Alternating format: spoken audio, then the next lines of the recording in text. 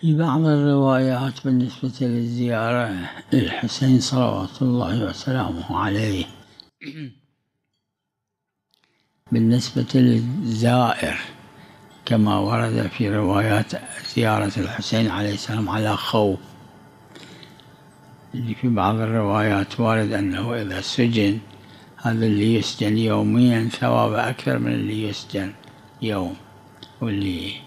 يضرب ضربة أو ضربتين، اللي يضرب ضربتان ثوابه أكثر. أما بالنسبة للروايات المطلقة اللي قالت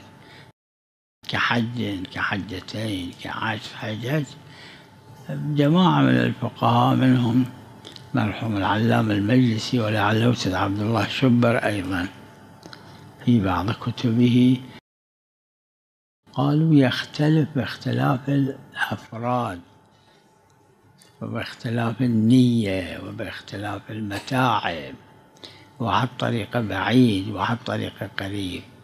في نفس الروايات، مو ببالي أكو تفسير لهذه الاختلافات. أما الفقهاء استظهروا جماعة منهم هكذا.